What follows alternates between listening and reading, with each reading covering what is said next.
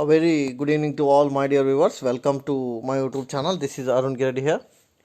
In the previous class in company law and subject, so I have discussed about rights of a promoter. In today's class, what are the secretary duties performed in a promotion stage? So ಪ್ರವರ್ತನೆ ಹಂತದಲ್ಲಿ ಕಾರ್ಯದರ್ಶಿಯು ಯಾವ್ಯಾವ ಕೆಲಸವನ್ನು ಮಾಡ್ತಾನೆ ಅನ್ನೋದನ್ನು ನಾವು ಇವತ್ತಿನ ಕ್ಲಾಸ್ನಲ್ಲಿ ನೋಡೋಣ. So the first important duty of a secretary is he helps in convey the meeting and record the proceedings of a promoter meeting. Now what is the point here? ಅಂದ್ರೆ ಮೀಟಿಂಗನ್ನು ಅವ ಕರಿಬೇಕು. ಮೀಟಿಂಗ್ ಅಂದ್ರೆ ಸಭೆಯನ್ನು ಕರೆಯುವ ಹಕ್ಕನ್ನು ಅವ ಹೊಂದಿರ್ತಾನೆ. ಅದೋ ಒಂದು duty. So what is the first duty of a secretary? Call the meeting. ಅಂದ್ರೆ ಸಭೆಯನ್ನು ಕರಿಬೇಕು. ಯಾವ ಮೀಟಿಂಗ್ ಇರ್ಬೋದು ರೀ?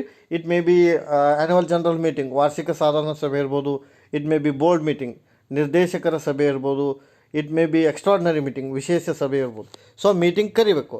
ಆಮೇಲೆ ಆ ಮೀಟಿಂಗ್ದಲ್ಲಿ ಏನೇನು ಆಗ್ತೈತೆ ಅದನ್ನು ರೆಕಾರ್ಡ್ ಮಾಡ್ಬೇಕು. ಅವ್ನು ಪ್ರೊಸೀಡಿಂಗ್ಸ್ ಅಂತ ಕರಿತಾವೆ. ಸೊ ಮೀಟಿಂಗ್ ಒಳಗೆ ಏನೇನಾಗತ್ತೆ ಅದನ್ನ ಬರೆದಿಟ್ಟರೆ ಅದಕ್ಕೆ ಏನಂತ ಕರೀತಾರೆ? ಪ್ರೊಸೀಡಿಂಗ್, ಮಿನಟ್ ಬುಕ್ ಅಂತ ಕರಿತೀವಿ. ಸೊ ಆ ಪ್ರೊಸೀಡಿಂಗ್ಸನ್ನು ಬರೀಬೇಕು. ಯಾರಿಗೆ ಸಂಬಂಧಪಟ್ಟಂಗೆ ರೀ?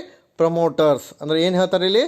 ಪ್ರಮೋಟರ್ ಏನೇನು ಡಿಸ್ಕಸ್ ಮಾಡ್ತಾರೆ ಮೀಟಿಂಗ್ ಒಳಗೆ, ಆ ಮೀಟಿಂಗ್ ಒಳಗೆ ನಡೆದಂಥ ಬರೆದಿಡೋ ಕೆಲಸವನ್ನು ಮಾಡೋರು ಯಾರು? ಸೆಕ್ರೆಟ್ರಿ ಅಂತ ಕರಿತೀವಿ. ಆಮೇಲೆ draft the appointment and contract. ಅಂದರೆ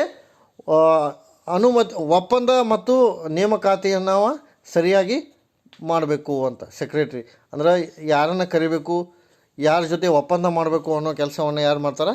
ಸೆಕ್ರೆಟ್ರಿ ಮಾಡ್ತಾರೆ. ಆಮೇಲೆ he has to fix the framework of propose company. ಅಂದರೆ ಯಾವ ಕಂಪ್ನಿ ಸ್ಟಾರ್ಟ್ ಮಾಡಬೇಕು, ಆ ಕಂಪ್ನಿಗೆ ಹೆಸರು ಏನಿಡಬೇಕು, ಇವೆಲ್ಲವನ್ನು ಅವರು ಕರೆಕ್ಟಾಗಿ ವಿಚಾರ ಮಾಡಬೇಕು. ಯಾರು? Secretary.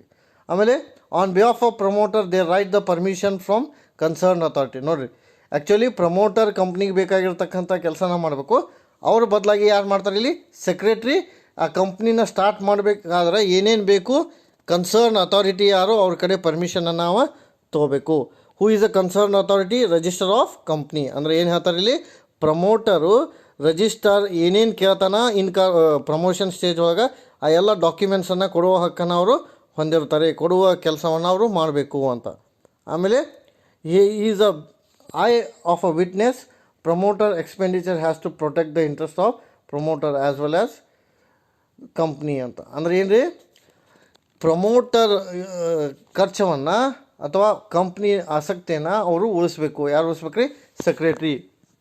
Secretary has to protect the interest of company and that company is run by home promoter. ಅಂದರೆ ಪ್ರಮೋಟರ್ ಸ್ಟಾರ್ಟ್ ಮಾಡಿರ್ತಾರೆ. ಸೊ ಅವ್ರಿಗೆ ಹೆಲ್ಪ್ ಮಾಡೋ ಕೆಲಸವನ್ನು ಯಾರು ಮಾಡ್ಬೇಕು ರೀ? ಸೆಕ್ರೆಟ್ರಿ ಅಂತ ನಾವಲ್ಲಿ ಮರಿತೀವಿ. ಅದಕ್ಕೆ ಈ ವರ್ಡ್ ಕೊಟ್ಟಾರ ಅವರು. Secretary has to give some suggestion and advice for promotion work. ಅಂದರೆ ಕಂಪ್ನಿನ ಯಾವ ರೀತಿ ಪ್ರಾರಂಭ ಮಾಡಬೇಕು ಅನ್ನೋ ಸಲಹೆ ಸೂಚನೆಯನ್ನು ಕಾರ್ಯದರ್ಶಿಯು ಪ್ರವರ್ತಕರಿಗೆ ನೀಡುತ್ತಾರೆ ಅಂತ ನಾವಲ್ಲಿ ಹೇಳ್ತೀವಿ. ಸೊ ಪ್ರವರ್ತಕರಿಗೆ ಕಂಪ್ನಿನ ಹೆಂಗೆ ಸ್ಟಾರ್ಟ್ ಮಾಡಬೇಕು ಅನ್ನೋ ಐಡಿಯಾನ ಅವರು ಕೊಡ್ತಾರೆ ಅಂತ ಹೇಳ್ತೀವಿ ನಾವು. ಆಮೇಲೆ he has to ascertain the propose name of a company available for registration. ಅಂದರೆ ಏನು ಹೇಳ್ತಾರೆ ಅವರು? ನೋಂದಾವಣೆ ಮಾಡಲಿಕ್ಕೆ ಕಂಪ್ನಿಗೆ ಯಾವ ಹೆಸರು ಸೂಕ್ತ ಅನ್ನೋದನ್ನು ಅವರು ತಿಳ್ಕೊಂಡು ಏನು ಮಾಡ್ಬೇಕು ರೀ? ಸಲಹೆಯನ್ನು ಕೊಡಬೇಕು. ಯಾರಿಗೆ? ಪ್ರಮೋಟರ್ಸ್ಗೆ. ರಿಜಿಸ್ಟ್ರೇಷನ್ ಮಾಡ್ಬೇಕಂದ್ರೆ ನಮ್ಗೆ ನೇಮ್ ಸಿಗಬೇಕಲ್ಲಿ, which is not existed in market. ಅದು ಮಾರ್ಕೆಟ್ ಒಳಗೆ ಇರಬಾರ್ದು. ಅಂದಾಗ ನಮ್ಗೆ ರಿಜಿಸ್ಟ್ರೇಷನ್ ಮಾಡಲಿಕ್ಕೆ ಸಾಧ್ಯ ಆಗತ್ತೆ. ಹಾಗಾಗಿ ಅಂಥ ಹೆಸರನ್ನು ನಾವೇನು ಮಾಡ್ಬೇಕು ರೀ? ಅವ್ರಿಗೆ ಸಜೆಷನ್ ಮಾಡಬೇಕು. ಆಮೇಲೆ he has to assist the promoter finalizing the preliminary contract. ಪೂರ್ವಭಾವಿ ಒಪ್ಪಂದಗಳನ್ನು ಏನು ಮಾಡ್ಬೇಕು ರೀ? ಫುಲ್ಫಿಲ್ ಮಾಡಬೇಕು. ಪೂರ್ವಭಾವಿ ಒಪ್ಪಂದಗಳನ್ನು ಬೇರೆ ಬೇರೆ ವ್ಯಕ್ತಿಗಳ ಜೊತೆಗೆ ನಾವು ಮಾಡ್ಕೊಂಡಿರ್ತೀವಿ. ಅಂದರೆ ಕಂಪ್ನಿಗೆ ಏನೇನು ಬೇಕು, ಡಾಕ್ಯುಮೆಂಟ್ಸ್ ಇರ್ಬೋದು, ಆಮೇಲೆ ಕ್ಯಾಶ್ ಇರ್ಬೋದು, ಕ್ಯಾಪಿಟಲ್ ಆರ್ಗನೈಜೇಷನ್, ಇವೆಲ್ಲನೂ ನಾವು ಕರೆಕ್ಟಾಗಿ ನಡೆದಾವೋ ಇಲ್ಲೋ ಅನ್ನೋದನ್ನು ಅವರು ಫೈನಲೈಸ್ ಮಾಡ್ಕೋಬೇಕು. ಆಮೇಲೆ he has to see the memorandum and article prepared in printed form. ಅಂದರೆ ಕಂಪ್ನಿ ಮನವಿ ಪತ್ರ ಮತ್ತು ಲಿಖಿತ ಕಟ್ಟಳೆ ಕರೆಕ್ಟ್ ಅದಾವೋ ಇಲ್ಲೋ ಅನ್ನೋದನ್ನು ನಾವು ನೋಡಬೇಕು. So what are over all these thing? Secretary has to see the requirement for a company to start. So this word you have to remember. Company ಪ್ರಾರಂಭ ಆಗಬೇಕಾದ್ರೆ ಏನೇನು ಅವಶ್ಯಕತೆ ಐತಿ ಪ್ರಮೋಷನ್ ಸ್ಟೇಜ್ ಒಳಗೆ ಅವೆಲ್ಲನ ತೊಗೊಂಡು ಬರತಕ್ಕಂಥ ಕೆಲಸವನ್ನು ಮಾಡೋರು ಯಾರು ಅಂದರೆ ಕಾರ್ಯದರ್ಶಿಗಳು ಅಂತ ನಾವಲ್ಲಿ ಕರಿತೀವಿ. ಸೊ ಕಂಪ್ನಿ ಕಾರ್ಯದರ್ಶಿ ಪ್ರವರ್ತನೆ ಹಂತದಲ್ಲಿ ಮೀಟಿಂಗ್ ಕರಿತಾನೆ, ಡಾಕ್ಯುಮೆಂಟ್ಸನ್ನು ಸಬ್ಮಿಟ್ ಮಾಡ್ತಾನೆ, ಅಪಾಯಿಂಟ್ಮೆಂಟ್ ಮಾಡ್ಕೋತಾನೆ, ನೇಮನ್ನು ಸಜೆಸ್ಟ್ ಮಾಡ್ತಾನೆ, ಪ್ರಿಲಿಮಿನರಿ ರಿಕ್ವೈರ್ಮೆಂಟ್ಸನ್ನು ಫುಲ್ಫಿಲ್ ಮಾಡ್ತಾನೆ, company documents like memorandum and ಆರ್ಟಿಕಲನ್ನು ಪ್ರಿಪೇರ್ ಮಾಡ್ತಾನೆ. ಅಂದರೆ ಏನು ಹೇಳ್ತಾರೆ ಅಲ್ಲಿ ಅವರು?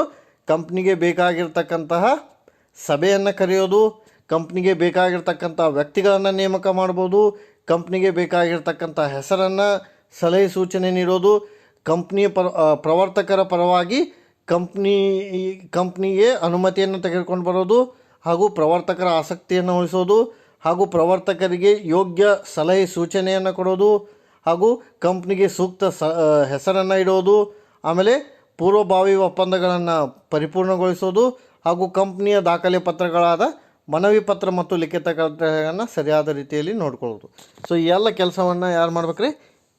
ಕಂಪ್ನಿ ಸೆಕ್ರೆಟರಿ ಅಂತ ನಾವಲ್ಲಿ ಕರಿತೀವಿ. So in simple word, company secretary has to convey the meeting, company secretary has to appoint the required parties, company secretary has to propose the name, and he has to take the permission on behalf of promoter, and he has to protect the interest of a company and give the suggestion and propose the name of a company and finalize the contract and prepare the memorandum and article. No, these are all duties of secretary in relation with promotion stage. ಪ್ರವರ್ತನೆಯ ಹಂತದಲ್ಲಿ ಅಂದರೆ ಮೊದಲನೇ ಹಂತದಲ್ಲಿ ಕಾರ್ಯದರ್ಶಿಯು ಮಾಡ್ತಕ್ಕಂಥ ಕೆಲಸಗಳು ಇವು. ಪ್ರವರ್ತನೆಗೆ ಸಂಬಂಧಪಟ್ಟಂತೆ ಕಾರ್ಯದರ್ಶಿಯು ಈ ಎಲ್ಲ ಕೆಲಸಗಳನ್ನ ನಾವು ಮಾಡಬೇಕು. So in second case, what is that second stage of a company? That is called as incorporation stage, ಅಥವಾ ಇನ್ನೊಂದು ಹೆಸರಿಂದ ಇದಕ್ಕೆ ರಿಜಿಸ್ಟ್ರೇಷನ್ ಸ್ಟೇಜ್ ಅಂತ ನಾವಲ್ಲಿ ಕರಿತೀವಿ. ನೋಂದಾವಣೆಯ ಹಂತ. ರಿಜಿಸ್ಟ್ರೇಷನ್ ಸ್ಟೇಜ್ ಅಂದ್ರೆ ನೋಂದಾವಣೆಯ ಹಂತ. So whether it is a private company or a public company, registration is compulsory ಅಂತ ನಾವಲ್ಲಿ ಕರಿತೀವಿ. ಸೊ ಇದ್ರ ಪ್ರಕಾರ ಏನನ್ನು ನೆನ್ಪಿಟ್ಕೊಂಡು, this is a second stage of company formation. Company ಸ್ಥಾಪನೆಯಲ್ಲಿ ಇರ್ತಕ್ಕಂಥ ಎರಡನೇ ಹಂತ. Here the company's existence has been started legally under the company act ಅಂತ ನಾವಲ್ಲಿ ಕರಿತೀವಿ. ಅಂದ್ರೆ ಕಂಪ್ನಿಯ ಅಸ್ತಿತ್ವ ಕಾನೂನುಬದ್ಧವಾಗಿ ಪ್ರಾರಂಭ ಆಗಬೇಕಾಗಿತ್ತು ಅಂದ್ರೆ ಕಂಪ್ನಿಯ ನೋಂದಾವಣೆಯು ಅತಿ ಅವಶ್ಯಕವಾಗಿ ಬೇಕಾಗುತ್ತದೆ ಅಂತ ನಾವಲ್ಲಿ ಕರಿತೀವಿ.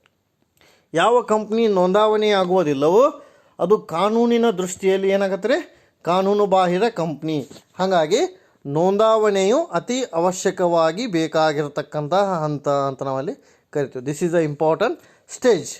Now here what are the steps to find out the register of company whether the name of a company is available or not. ನೋಡಿ ಇಲ್ಲೇನು ಹೇಳ್ತಾರಂದ್ರೆ, ನಾವು ಕಂಪ್ನಿ ರಿಜಿಸ್ಟ್ರೇಷನ್ ಮಾಡಬೇಕು ಅಂದ್ರೆ ಒಂದು ಇಂಪಾರ್ಟೆಂಟ್ ಟಾಸ್ಕ್ ಇರ್ತೈತೆ ನಮ್ಗೆ. ಏನು ಅಂದ್ರೆ ಕಂಪ್ನಿ ಹೆಸರು ನಮಗೆ ಸಿಗ್ತೈತೋ ಇಲ್ಲೋ ಅನ್ನೋದನ್ನು ನಾವು ನೋಡಬೇಕು ರಿಜಿಸ್ಟಾರ್ ಕಡೆ. ಯಾಕಂದ್ರೆ name of a company should not be there in a company already there in the market. ಅಂದರೆ ಏನು ರೀ, ನೀವು ಇಡ್ತಕ್ಕಂಥ ಕಂಪ್ನಿ ಹೆಸರು ಈಗಾಗಲೇ ಮಾರ್ಕೆಟ್ ಒಳಗೆ ಇರಬಾರ್ದು. ಅಂಥ ಕಂಪ್ನಿ ಹೆಸರನ್ನು ನೀವು ನಿಮ್ಮ ಕಂಪ್ನಿಗೆ ಇಡಬೇಕು. ಅದಕ್ಕೆ ಇಲ್ಲಿ ಏನು ಹೇಳ್ತಾರೆ ಅವರು, ಆ ನೇಮ್ ಅವೈಲೇಬಲ್ ಆಯಿತೋ ಇಲ್ಲೋ ಅಂತ ಚೆಕ್ ಮಾಡ್ಕೋಬೇಕು. ಅದು ಕೆಲಸ ಮಾಡೋರು ಯಾರು? Promoters and secretary. ಅಂದ್ರೆ ನೀವು ಯಾವುದೋ ಒಂದು ಕಂಪ್ನಿ ಹೆಸರು ಇಡಬೇಕಂತ ಮಾಡಿರಿ, ಆದರೆ ನೀವು ಇಡ್ತಕ್ಕಂಥ ಕಂಪ್ನಿ ಹೆಸರು ಈಗಾಗಲೇ ಮಾರ್ಕೆಟ್ ಒಳಗೆ ಇರಬಾರ್ದು. ಫಾರ್ ಎಕ್ಸಾಂಪಲ್ ಹೆಂಗಂದ್ರೆ, ಬ್ರಿಟಾನಿಯಾ ಕಂಪ್ನಿ ಐತೆ ಮಾರ್ಕೆಟ್ ಒಳಗೆ, ನೀವು ಬ್ರಿಟಾನಿಯಾ ಕಂಪ್ನಿ ಅಂತ ಇಡಕ್ಕೆ ಬರೋಂಗಿಲ್ಲ.